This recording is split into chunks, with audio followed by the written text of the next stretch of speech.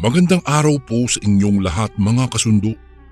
Tawagin niyo na lamang po ako sa pangalang Rolando.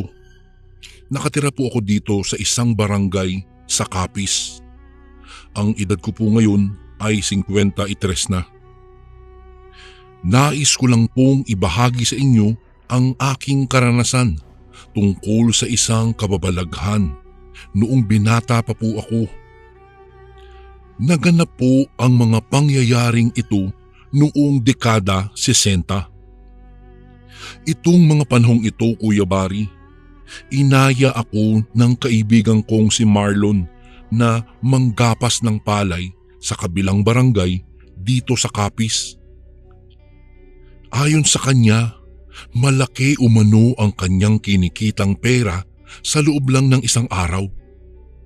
Nagkataon namang wala po akong trabaho at wala rin akong ginagawa ng mga panahong iyon. Kaya pumayag akong sumama sa kanya na magtrabaho doon. Wow, ayun, ayos tol. Thank you. Aasahan ko yan. O paano, aalis na ako ha. Dadaanan na lang kita dito sa bahay niyo bukas para sabay na tayong pumunta sa trabaho. Wika ng kaibigan kong si Marlon. Oo tol, makakaasa ka. Sige, daanan mo na lang ako dito bukas. Tugon ko dito. Pagkatapos naming mag-usap ay umalis na ang kaibigan ko. Habang ako naman ay pumasok na sa loob ng bahay at nagpaalam sa aking ina na maggagapas lang ako ng palay bukas sa kabilang barangay. Ano kamo? Saang barangay ka magtatrabaho? Sindak na tanong ng aking ina. Binanggit ko ulit sa aking ina kung saan ako magtatrabaho. Kaya naman mas lalong lumakas ang boses nito at nanlaki ang mga matang nagsabing, Naku Rolando, hindi mo ba alam na marami akong nasasagap na balita tungkol dyan sa barangay na napupuntahan mo? Marami daw nakatirang aswang doon. Hindi ka ba natatakot bata ka?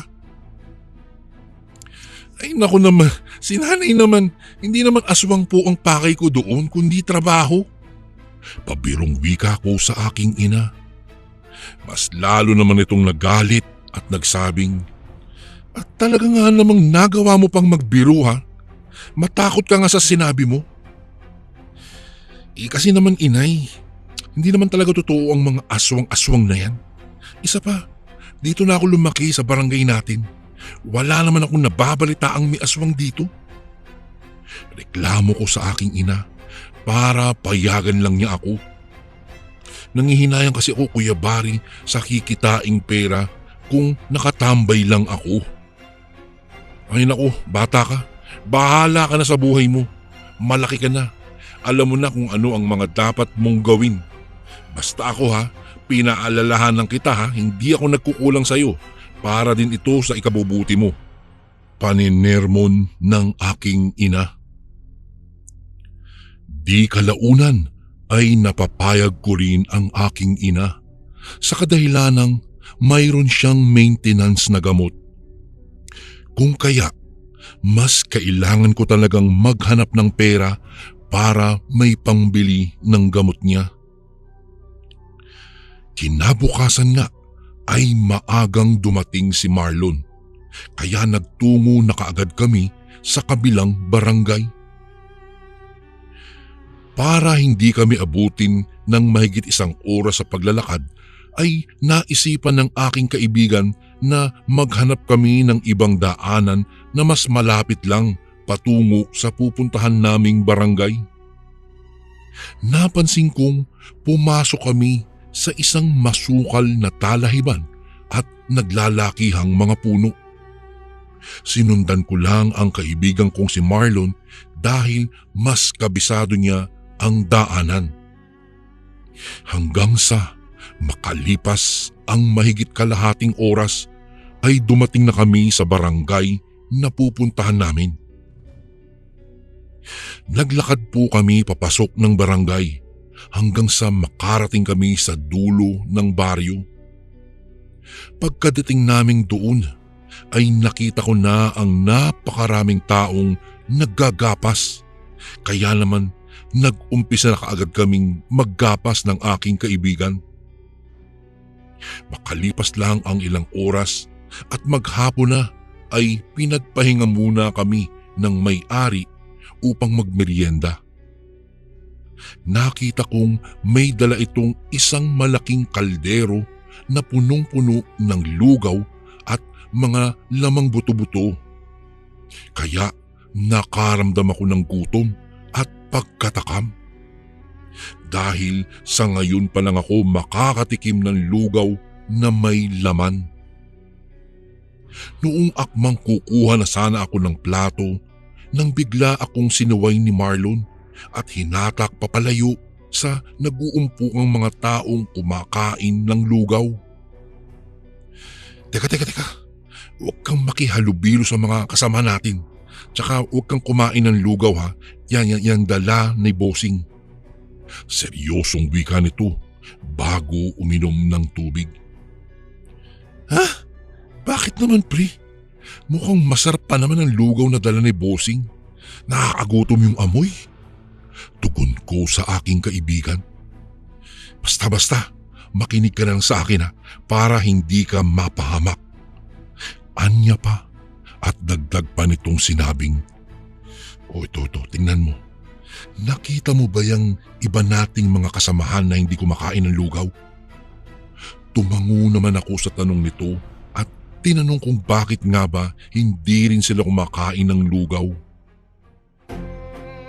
Bago ko po ipagpatuloy ang kwentong ito ay may request sana ako sa iyo kasundo. Isang pindot lang ito kasundo sa subscribe button namin. Malaking tulong po ito sa amin kasundo upang mapagpatuloy pa namin ang mas marami pang magagandang kwento. Salamat sa pag-subscribe mo, bagong kasundo.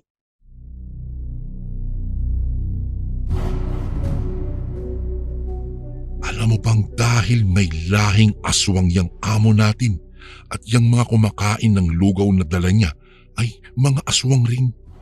Isa pa, yang karning nilagay sa lugaw ay karne ng tao yan.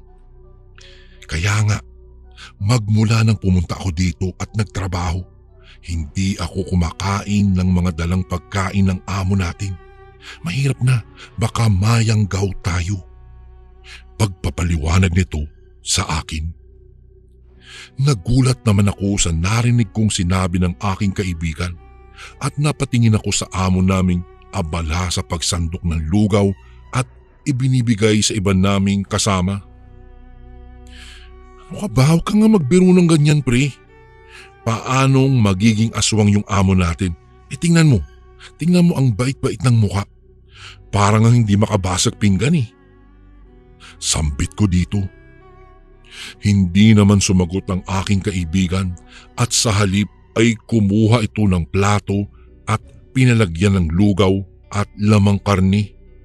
Pagkatapos nitong kumuha ng lugaw ay bumalik na ito sa pwesto namin. Oo, akala ko ba aswang ang amo natin? Bakit kakakain ng pagkain dala niya? Pagtataka kong tanong sa kanya. Tsonggo ka. Halika. Patutunayan ko sa iyong karne nga ng tao ang laman ng lugaw na pinapakain ni Bossing sa mga tao. Tugon nito sa akin at may dinukot ito sa bulsa. Nang makuha niya ang bagay na nasa bulsa niya, ay napagtanto kong 3 piraso ng kalamansi iyon.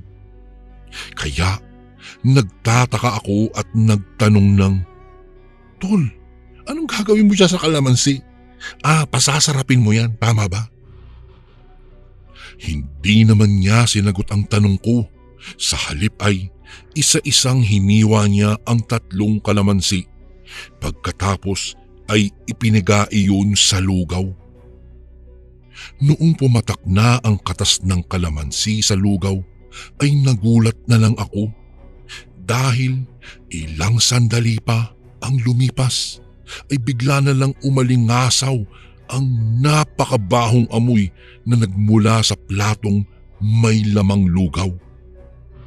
At nang titigan ko ang lugaw ay unti-unti yung bumubula na para bang napapanis ito. Hanggang sa nanlaki ang aking mga mata nang makita ko ang karning nakahalong kanina sa lugaw ay bigla na lang naging daliri ng tao at mata. Kaya kamuntikan na akong sumigaw dahil sa aking pagkagulat. Dahil hindi ko lubos akalaing totoo pala ang sinasabi ng aking kaibigang aswang nga ang amo namin. Bigla ko ring naalala ang sinabi ng aking ina na maraming ang naninirahang aswang sa barangay na pinagtatrabahuhan namin ni Marlon. Ano? Naniniwala ka na ba sa sinasabi ko? Aswang talaga ang amo natin? Direktang tanong sa akin. Pagkatapos ay naghukay siya ng lupa na malapit lang sa pwesto namin. At noong medyong kalaliman na ito, ay ibinaon niya ang lugaw na may kasamang karne ng tao bago tinapakan ang lupa. Teka, paano mo nalamang aswang ang amo natin? Pagtataka kong balik ng tanong dito. Kinwento niya naman sa akin na minsang ginabi siya ng uwi at nakalimutan niyang ang perang sasahurin niya ng araw na iyon. Kaya bumalik siya sa bahay ng amo namin. At noong akmang kakatok na sana siya sa pintuan ay nagulat na lang siya dahil nasilip niya sa may bintanang nilalantakan ng pamilya ng amo namin ang isang karning hilaw. At may kumakatas pa umanong iyong dugo. Anya, mabuti na lang at hindi siya nakaramdam ng gutom nang maghatid ng pagkain ng amo namin ng araw na iyon. Kaya hindi siya nakakain ng pagkain dala nito. Sinubukan niya rin noon na lagyan ng kalamansi ang mga pagkaing dinadala ng amo namin at palaging ang ganoon ang nangyayari. Iba't ibang parte ng katawan ng tao ang kanyang nakikita sa mga pagkaing dinadala nito. Kung ganoon, bakit hindi ka umalis dito sa pinagtatrabahuhan mo? Tanong ko sa kaibigan ko. Alam mo, kahit mga aswang ang mga iyan, mababait sila. Basta't huwag mo lang unahan ng katarantaduhan. Isa pa, kailangan ko rin ng pera, tol. Alam mo namang ako lang ang naghahanap buhay sa amin. Tugon nito sa akin. Ipinagpatuloy po namin ang trabaho nung araw na iyon. Ngunit ako po ay ilang na ilang sa aking paligid dahil alam ko na mga aswang ang nasa tabi ko. Hindi naman po nagtagal, Kuya Bari, ay natapos rin ang aming paggapas. Ngunit ang kaba sa dibdib noong araw na iyon ay hindi po talaga mawala-wala. Nakauwi naman po kami ng aking kaibigan ng matiwasay ng hapong iyon, Kuya Bari. At nakuha ko rin ang sahod ko. Kaya naman napagpasyahan kong hindi na ako muling babalik pa sa trabahong iyon. Magmula po nang umayaw ako, Kuya Bari, ay hindi na rin bumalik pa ang aking kaibigang si Marlon sa paggagapas sa barangay na iyon. Hanggang dito na lang po ang aking kwento tungkol sa aking karanasan. Maraming salamat po. Naway isa ako sa mapalad na mabasa niyo ang aking kwento. Gumagalang, Rolando. Bago ko po simulang ibahagi sa inyo ang kwento ng aking ina, nais ko po muna kayong batiin ng isang mapagpalang araw po sa inyong lahat, mga tagapakinig ng channel na ito. At isang magandang araw din po sa inyo, Kuya Bari. Tawagin niyo na lamang po ako sa pangalang Samantha. Nakatira dito sa lalawigan ng Aklan at ako po ay 29 na. ang kwentong aking ibabahagi sa inyo ay hango sa tunay na karanasan ng aking inang si Milagros noong nag-edad siya ng 19 na taon. Hindi ko na po babanggitin pa ang lugar kung saan naganap ang mga pangyayari sa kwentong ito bilang respeto na rin po sa mga naroroon. Nangyari ito taong 1978. Ayon sa aking ina, medyo malayo sa kabihas na ng kanilang tirahan.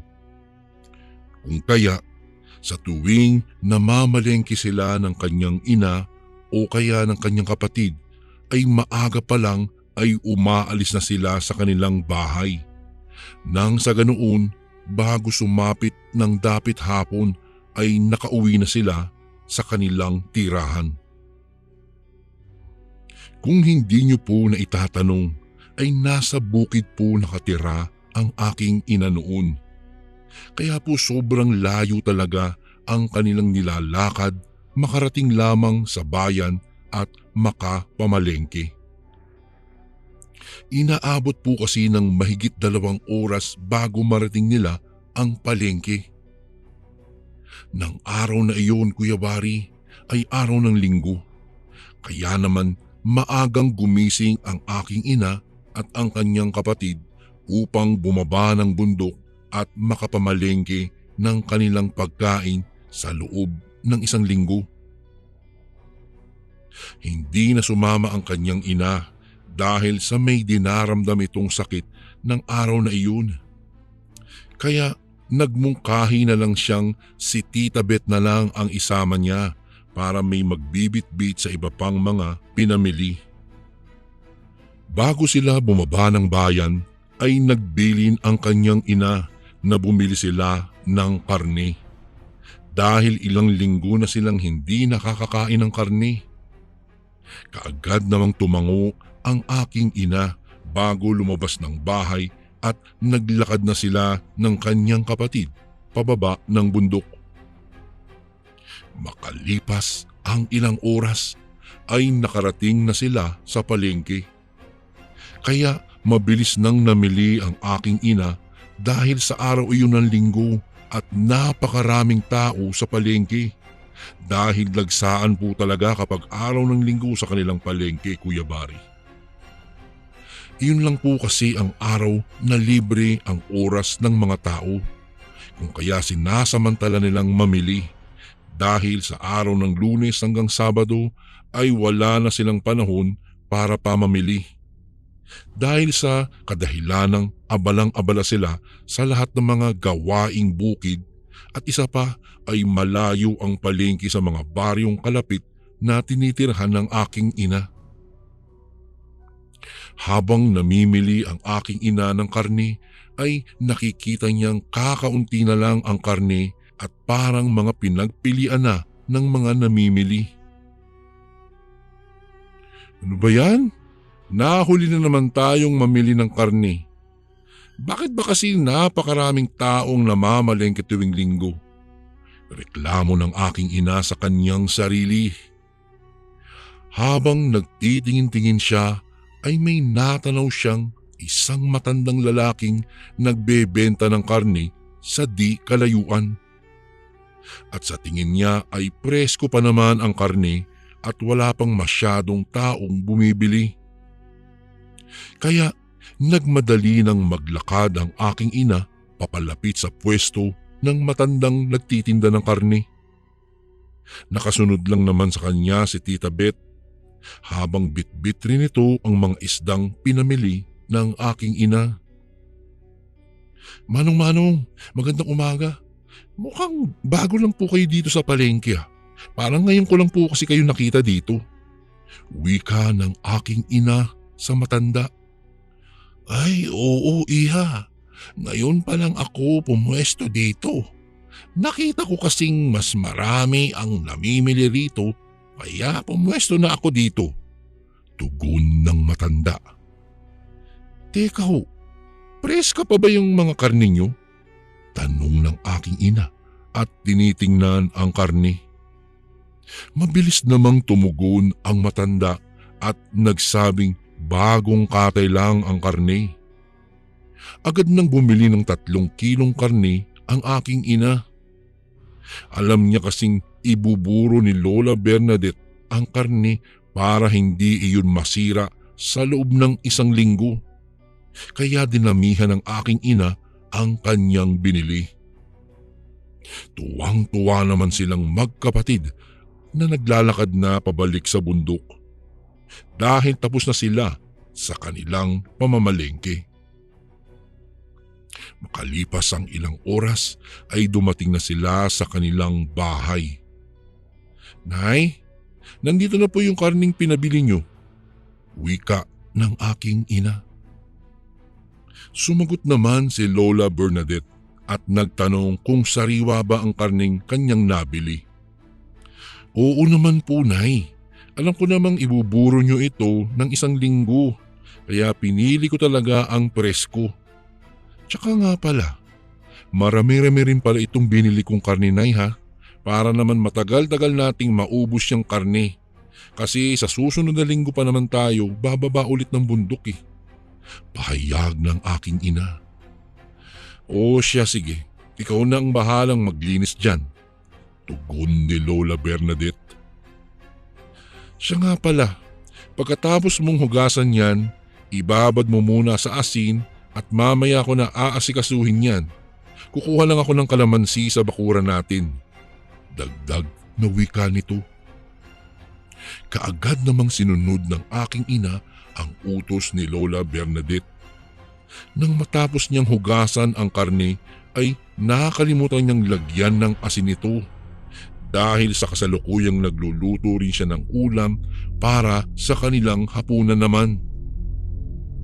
Gutom na kasi siya ng mga oras na iyon kaya inilapag na lang niya sa lamesa ang 1 kaserolang may lamang karne. At pagkatapos ay agad na hinarap ang kanyang nilulutong isda. Bago ko po ipagpatuloy ang kwentong ito ay may request sana ako sa iyo, kasundo. 1 pindot lang ito, kasundo, sa subscribe button namin. Malaking tulong po ito sa amin, kasundo, upang mapagpatuloy pa namin ang mas marami pang magagandang kwento. Salamat sa pag-subscribe mo, bagong kasundo.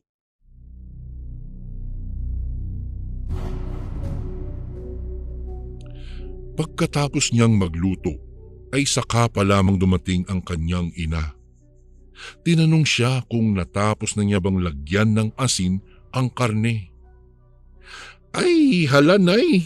Naku po, nakakalimutan ko pong lagyan. Pasensya na po. Nagugutom na kasi ako kaya minadali ko na tong lutuin tong isda para makakain na tayo," bulalas ng aking ina.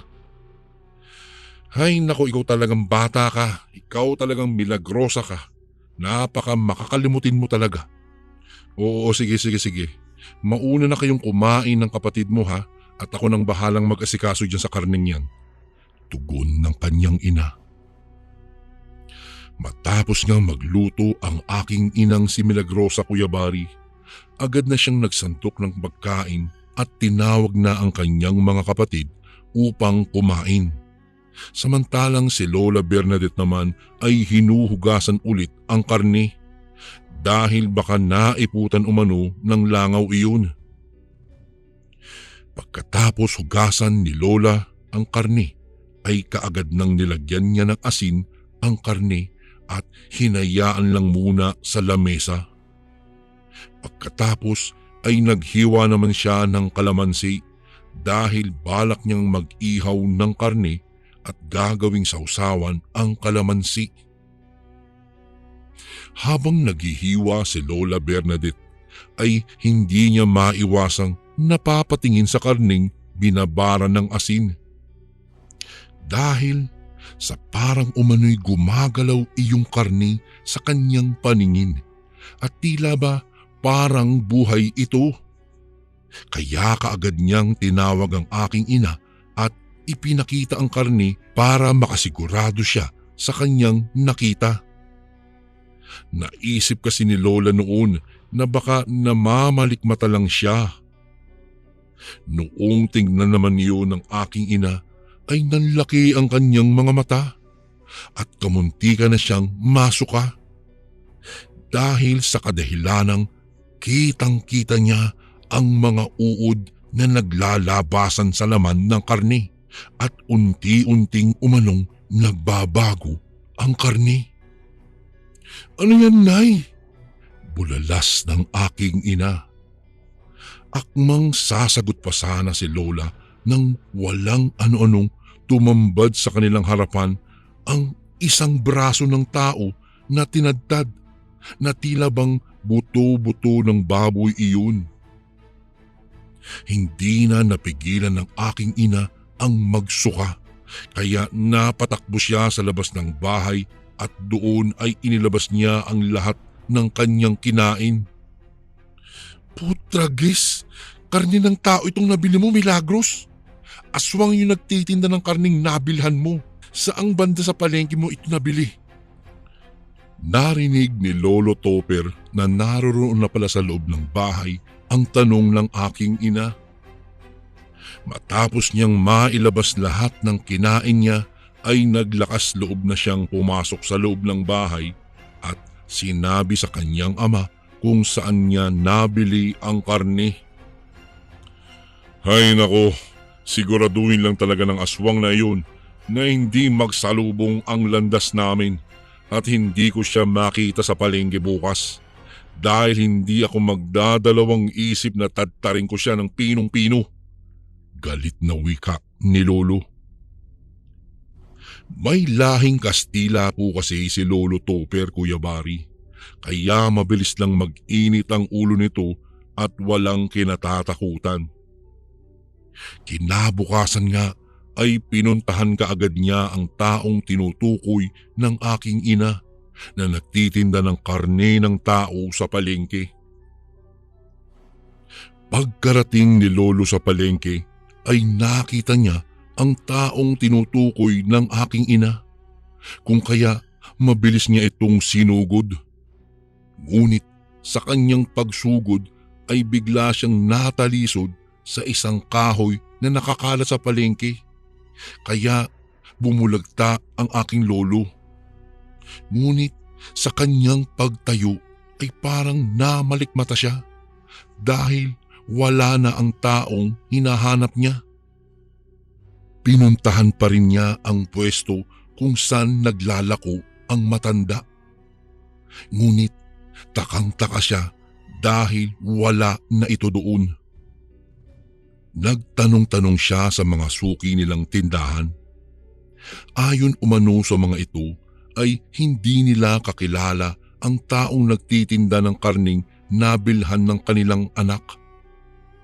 Maya-maya'y lumapit ang isang tendero ng isda.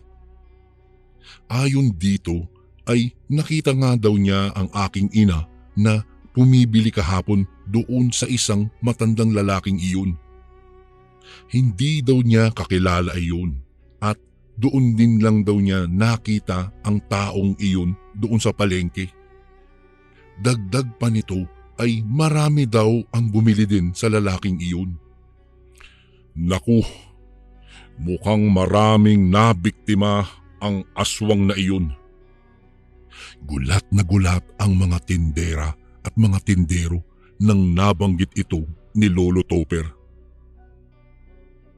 Umuwi na lang si Lolo Topper sa bahay at binili ng maigi ang aking ina at ang kanyang mga kapatid na wag nang bumili ng karne kapag hindi nila kilala ang nagtitinda.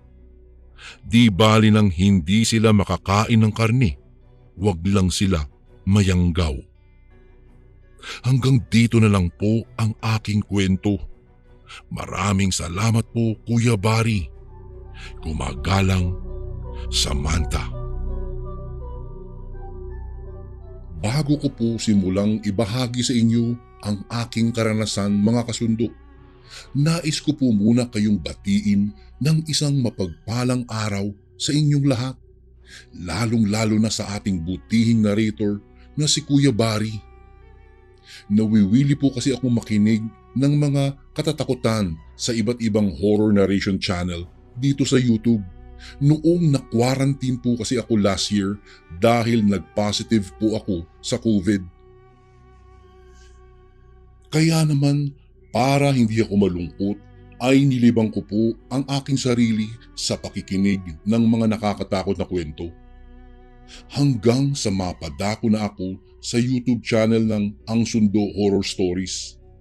At dito na nga ay nagustuhan ko lahat ang mga kwentong ipinadadala ng sender. Dahil isa rin ako sa mga naniniwala sa mga nilalang na tinatawag na aswang. Siya nga po pala, ang kwentong aking ibabahagi sa inyo ay hango po sa tunay kong karanasan sa lalawigan ng Negros. Hindi ko na po babanggitin pa kung saan sa Negros ang eksaktong baryo sa kadahilanang magpasa hanggang ngayon ay dito pa rin ako nakatira at kung saan naganap ang mga pangyayaring ibabahagi ko. Itago niyo na lang po ako sa pangalang Arturo. Edad 53 anyos sa kasalukuyan at nagtatrabaho bilang isang teacher. Nangyari ang aking karanasan noong 1989. Ang edad ko noon, mga kasundo, ay magbe-20 na. Itong mga panahong ito ay pinagsabay ko po ang pag-aaral at pagtatrabaho. Kung kaya, minsan ay ginagabi na ako ng uwi sa bahay namin. Lalong-lalo na kapag may iniuutos pa sa akin ang boss ko sa trabaho. Isang araw po ito ng linggo, kaya wala akong pasok sa trabaho at sa eskwelahan. Kaya't nasa bahay lang ako kasama ang aking kapatid na si Ate Clarissa at ang aking ina. Siya nga po pala, lingid po sa kaalaman ni Ate Clarissa na buntis na pala siya ng 3 buwan ng mga panahong iyon. Habang nagkwekwentuhan kami sa labas ng bahay at nagpapahangin, ay napansin kong titig na titig ang kapitbahay naming isang matandang lalaki sa tiyan ng ate ko.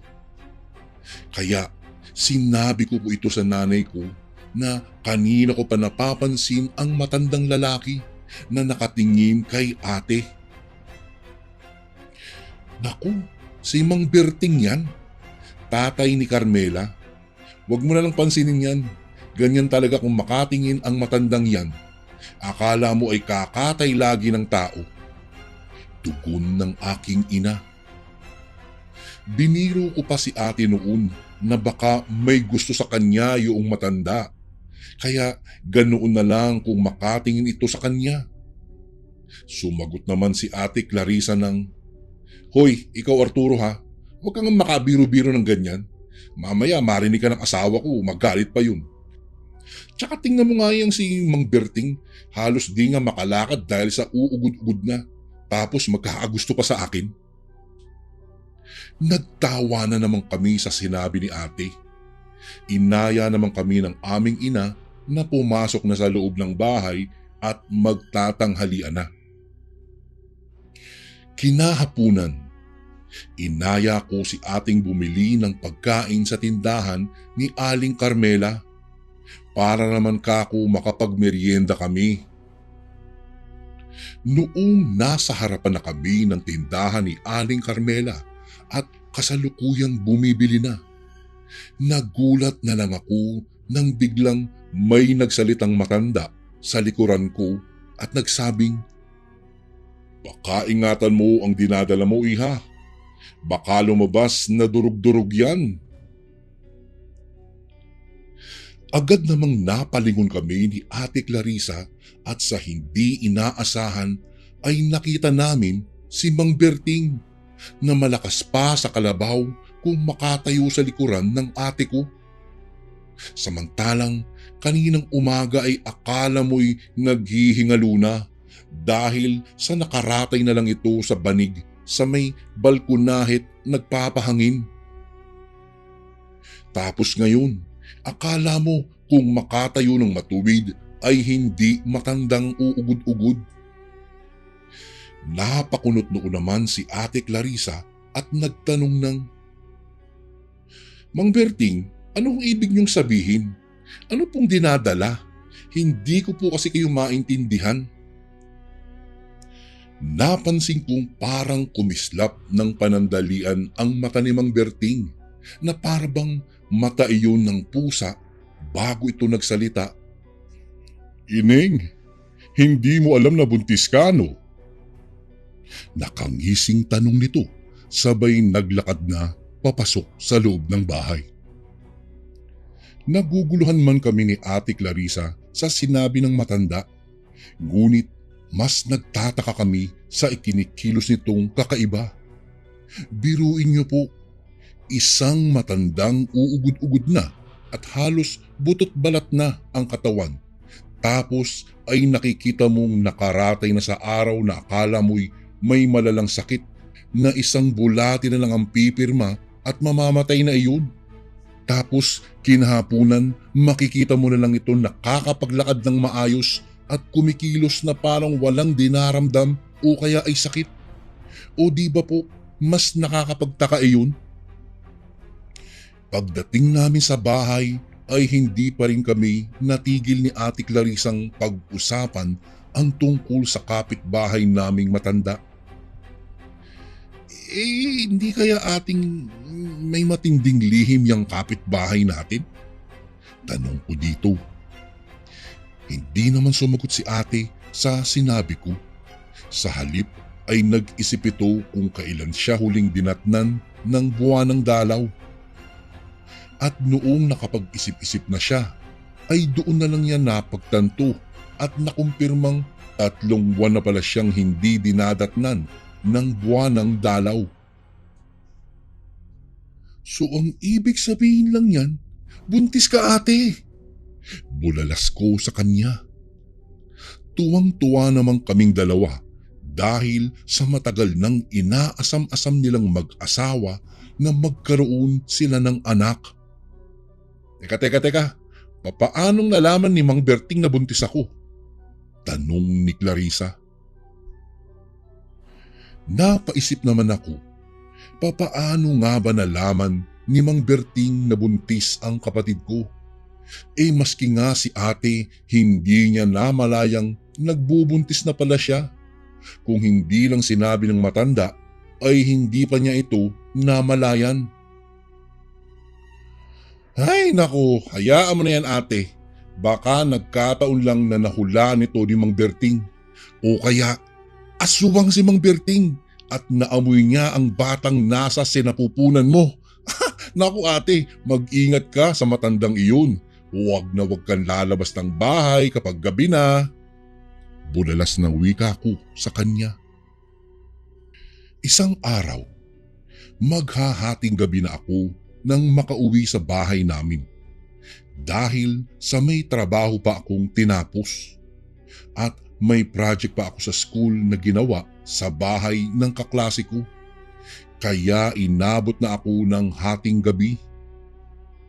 Habang naglalakad ako sa daanan papunta sa bahay namin, may naaninagan akong isang tao sa labas ng bahay na sumisilip-silip sa butas ng bintana namin.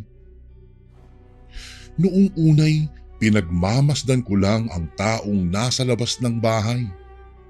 Ang buong akala ko kasi ay magnanakaw.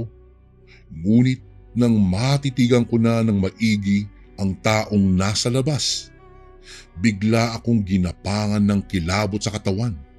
Sa kadahilanang kitang-kita ng dalawa kong mga mata na hindi tao ang nasa labas ng bahay namin, kundi para itong bayawak na nakadikit sa dingding namin habang naghahanap ng butas na mapapasukan. Dahan-dahan akong nagkubli sa labas ng bakuran para hindi ako makita at mapansin ng nilalang. Nakita ko pa nga itong nagpapalinga-linga na parabang may nararamdamang tao. Tapos ay gagapang na naman ito at maghahanap ng butas na mapapasukan. Nakakaamoy na ako ng sobrang baho sa paligid na animoy amoy nabubulok at patay na parabang nagpasabog ng napakabahong amoy ang nilalang na nagmula sa katawan nito. Pulang-pula naman ang mga mata nitong nagbabaga sa dilim at wasak ang malaking bunganga nitong nanlilimahid ng malalapot na laway. Sa sobrang takot ko ay sumigaw na ako ng sumigaw sa mga kapitbahay namin. "Mga kapitbahay, tulungan niyo ako, may aswang! May aswang dito sa bahay namin!" Malakas na sigaw ko at tumakbo ko sa malapit sa bahay namin. Tapos ay kinatok ko ito ng kinatok. Hindi naman nagtagal ay binuksan ng may-ari ng bahay ang pintuan. Kaya sinabi ko sa mga itong may aswang sa labas ng bahay at inaaswang ang ate kong buntis. Agad namang lumabas ang padre di pamilya habang may bitbit itong itak at sinamahan ako nitong makabalik sa aming bahay. Noong malapit na kami sa bahay ay nakita ng kapitbahay naming ang aswang na nag-anyong bayawak na. Mabilis na hinabol iyon ng kapitbahay namin, ngunit sa kasamaang palad ay nasugatan lang ng kapitbahay namin sa braso ang aswang bago tuluyang nakatakas. Kinatok ko naman ang pintuan ng bahay namin. Ate, buksan mo itong pintuan. Si Arturo ito." Agad na binuksan ng kapatid ko ang pintuan habang umiiyak siya. Dahil sa siya lang pala ang mag-isang naiwan sa bahay namin. Sa kadahilanang nasa kabilang baryo pala ang aming mga magulang at ang kanyang asawa naman ay nag-overtime daw sa trabaho.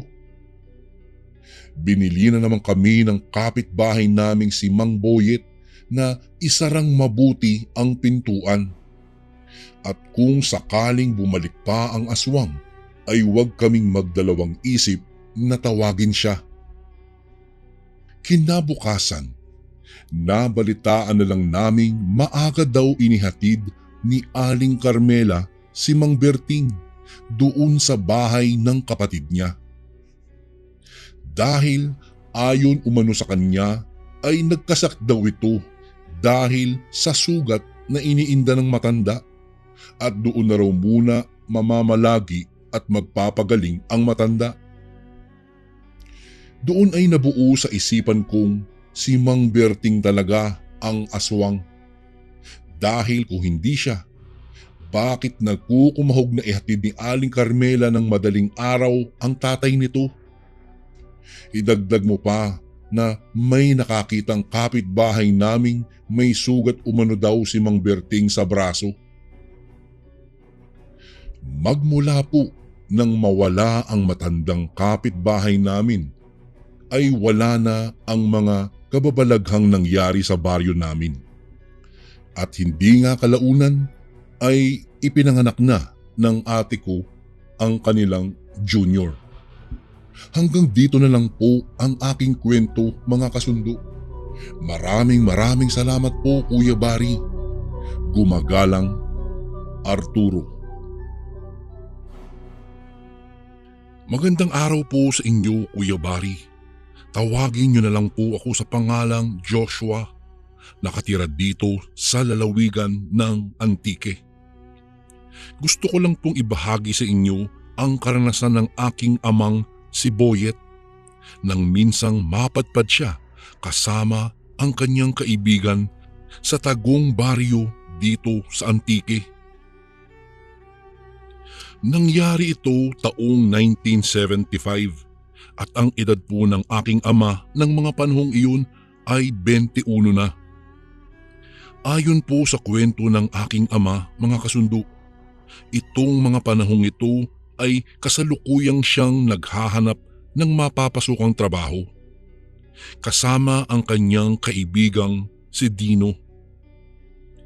Sakto namang may napagtanungan silang isang matandang lalaki na si Mang Fidel sa palengke at nakapagsabing nangangailangan umano ang amo nito ng mga mag-aalaga sa mga manukan at babuyan nito. Kung kaya, nagpresenta ang aking ama at ang kanyang kaibigang si Dino na sila na lamang ang papasok dahil sa kailangan talaga nila ang trabaho. Sigurado ba kayo mga iho na makakaya niyong magtrabaho sa manukang sinasabi ko? Tanong ng matandang lalaki sa kanila. Sabay naman silang tumangong magkaibigan at nagsabi ang aking ama ng, "Opo manong, kayang-kaya po namin magtrabaho sa manukan. Sanay na sanay po kami sa mga ganyang trabaho eh." "O siya sige, tara sumama na kayo sa akin para maituro ko sa inyo kung saan yung sinasabi ko sa inyong pagtatrabahuan nyo." Anya ng matanda. Masaya namang sumunod ang aking ama at ang kanyang kaibigan sa matanda. Dahil kailangan talaga nila ang trabaho. Ayon sa aking ama, habang lulan sila ng isang tricycle ay napapansin niyang papasok na umano iyon sa isang liblib at baku-bakong daanan. Hanggang sa may tinawiran silang isang maliit na tulay. Pagkalagpas sa hindi kahabaang tulay ay huminto na ang tricycle na kanilang sinasakyan.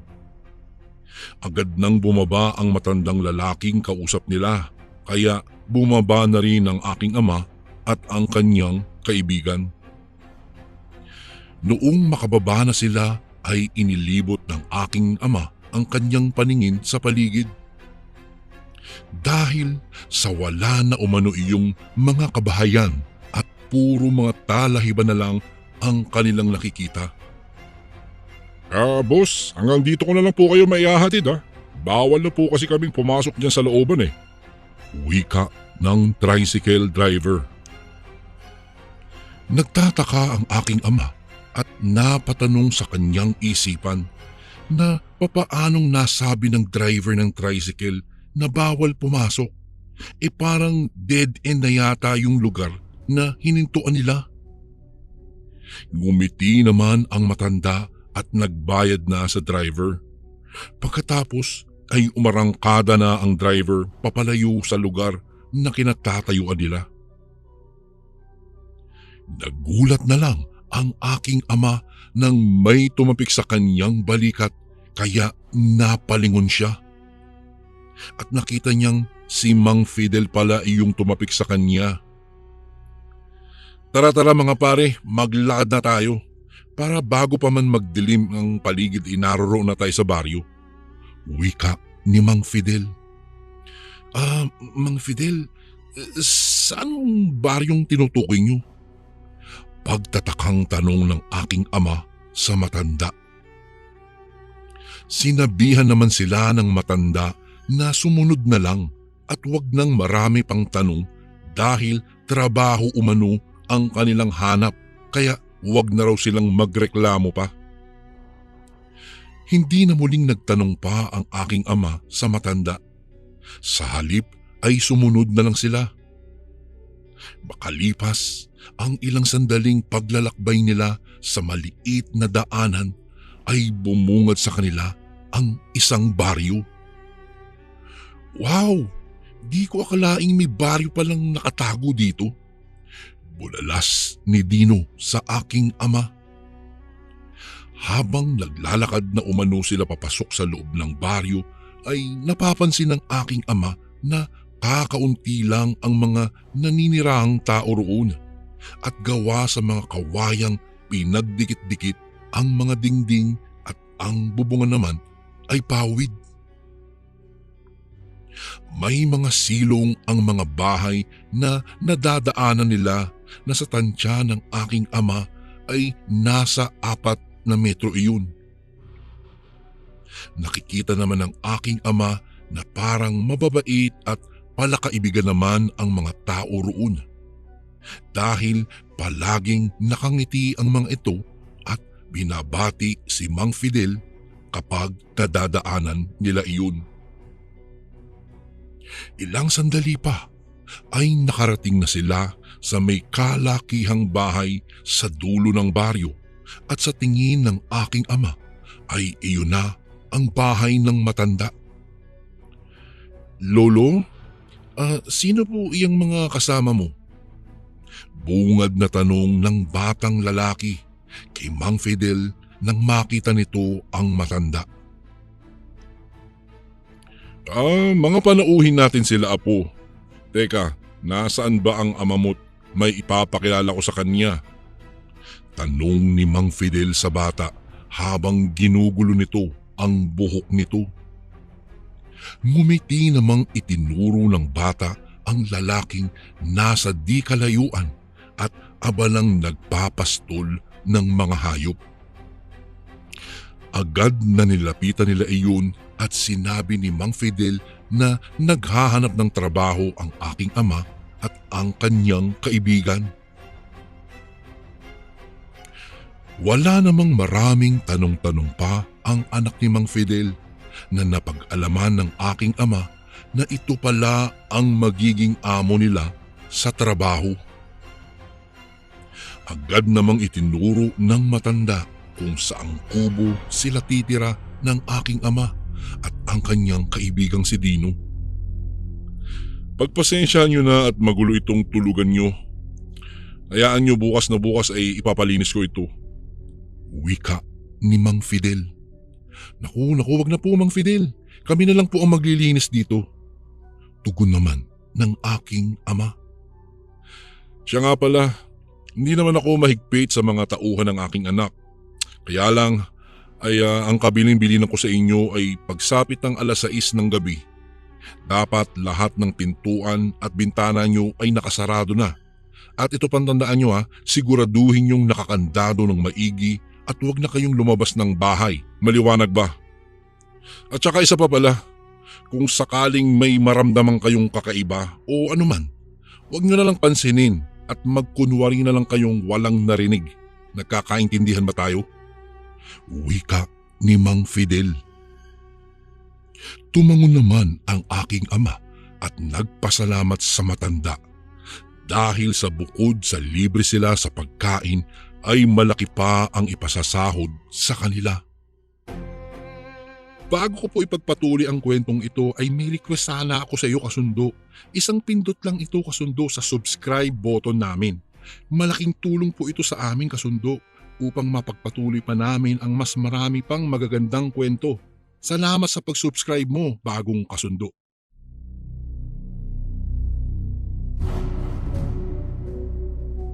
Kinagabihan nga ay maagang nagsarado silang magkaibigan ng pintuan at mga bintana. Gaya ng bilin sa kanila ng matandang si Mang Fidel.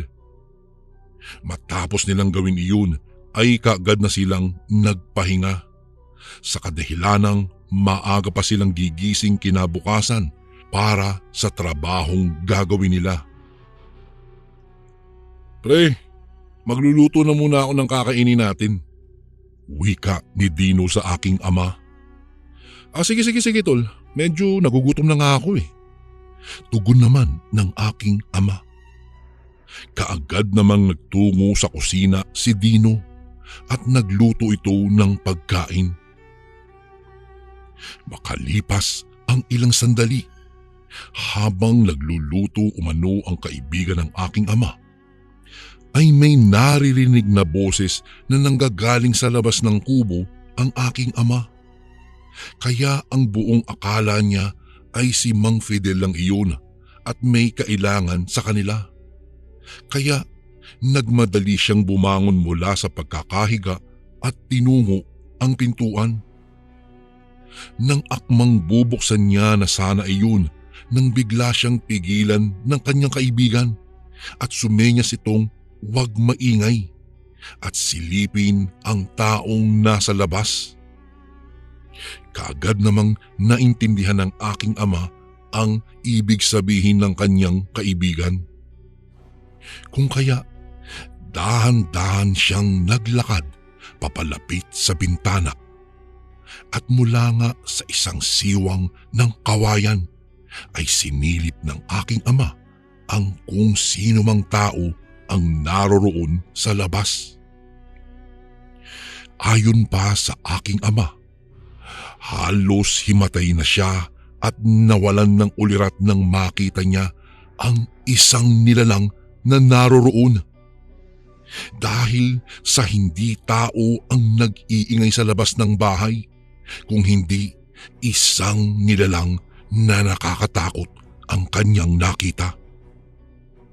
Anya pa, kitang-kita niya ang isang napakalaking asong pulang-pula ang mga mata at nanlilisik na nakaabang sa kanilang pintuan habang nakanganga ito at naglalaway.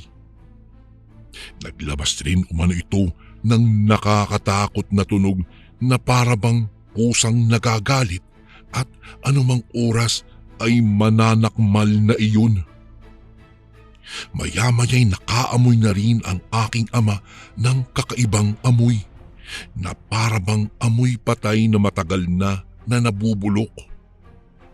Kaya naman nakaramdam ng kilabot ang aking ama at umalis kaagad siya sa tapat ng bintana. Ano? Nakita mo ba yung nakita ko? Bulong na tanong ni Dino. Putlang-putla namang tumango ang aking ama at habol ang hiningang nanghingi ng tubig. Noong matapos na siyang uminom ng tubig ay saka palang nakapagsalita ang aking ama at nagtanong ng, "Anong klaseng nilalang yun, pre?